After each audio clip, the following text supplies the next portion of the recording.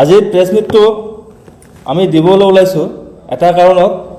আজি আমি দেখিবলৈ পাইছোঁ আজি যিটো আমাৰ ইউপিপিএল দলৰ আমাৰ বিৰোধী দলৰ যিটো আমাৰ প্ৰগ্ৰাম হৈ গ'ল ফকিৰাগাম অঞ্চলত, ইয়াতে বহুতে মানে আমাৰ বিপিএফ দলৰ কৰ্মী বুলি, আমাৰ বিপিএফ দলৰ ডাঙৰ ডাঙৰ নেতা বুলি নিজকে পৰিচয় দি পেলাই যিয়ে আমাৰ ইউপিপিএল দলত জইনিং কৰিলে, এখেতসকলক একচুৱেলি আমি বা আমাৰ দলে, আমাৰ বিভাগীয় আমাৰ কৰ্তৃপক্ষই, আমাৰ হাইকমাণ্ডে কেতিয়াবাই এখেতসকলক আমাৰ দলৰ পৰা বহিষ্কৃত কৰিছিলে।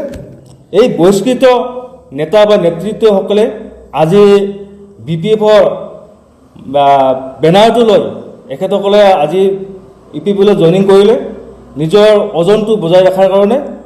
এইকাৰণে আমি আজি আপোনালোকৰ জৰিয়তে ক'বলৈ বিচাৰিছোঁ যে ফকিৰাগাম ব্লকত অন্তৰ্গত যিসকলে আজি আমাৰ বিপিএফত মানে বেনাৰ লৈ জইনিং কৰিলে ইউপিপিএলত, এখেতসকলক আগতে আমি যোৱা কেইদিনমান আগত এখেতসকলক বহিষ্কৃত কৰা হৈছিলে বিপিএফ দলৰ পৰা। এখেতসকল একচুৱেলি আমাৰ দলৰ মানুহেই নহয়। আজি ডেটত যিটো আমাৰ জইনিং প্ৰগ্ৰাম হৈ গ'ল ইউপিপিএলৰ, এই জইনিং প্ৰগ্ৰামত একচুৱেলি আমাৰ বিপিএফ দলৰ পৰা এজনো কোনো জইনিং কৰা নাই, বিপিএফ দলৰ পৰা আমাৰ এজনো যোৱা নাই।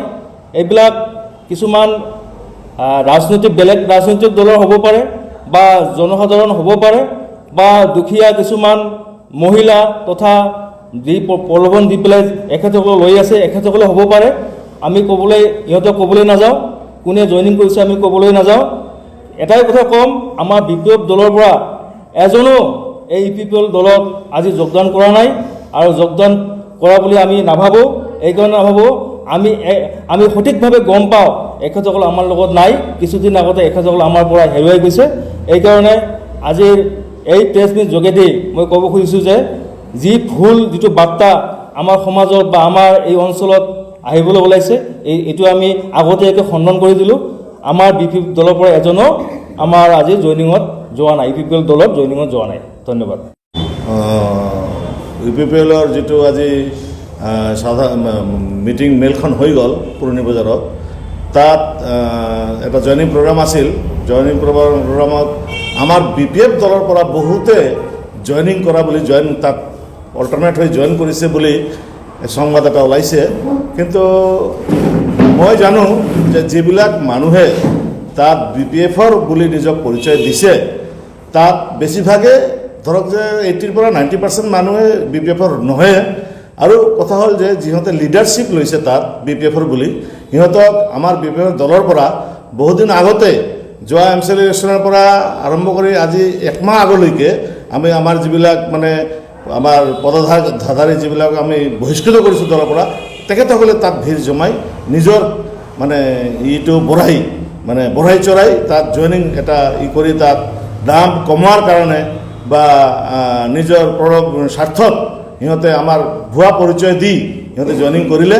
কিন্তু আচলতে সিহঁতে কিন্তু আমাৰ বিপিএফ দলৰ নহয়। কেনেকৈ নহয়, সিহঁতক আমি বহুত দিনৰ আগতেই আমি আমাৰ দলৰ পৰা আমাৰ ঊৰ্ধ্বতন কৰ্তাসকলে সিহঁতক বহিষ্কৃত কৰিছে আৰু সিহঁতে বহিষ্কৃত বুলি আমি জানো। ধন্যবাদ। আজি যিটো আমি মানে ইউপিপিএলৰ যিটো আজি মিটিং হৈছে, ইয়াত আমাৰ জেনেৰেল ছেক্ৰেটাৰী বুলি যিয়ে মানে নিজকে বুলি কৈছিল বিপিএফৰ, তেখেত আমাৰ ইউপিপিএল চৰকাৰৰ হ'ব পাৰে, আমাৰ বিপিএফৰ মানে বহিষ্কৃত হৈ গৈছে, বহুত দিন আগতে বহিষ্কৃত হৈছে। আৰু আমাৰ বিপিএফৰ কোনেও তাত যোৱা নাই। আৰু যিয়ে কৈছে বিপিএফৰ, এইটো নিজৰ মানে কোনোবাই দুখীয়া মানুহ প্ৰলোভনত পৰি ক'ব পাৰে, কিন্তু আমাৰ বিপিএফ দলৰ পৰা কোনেও তাত যোৱা নাই।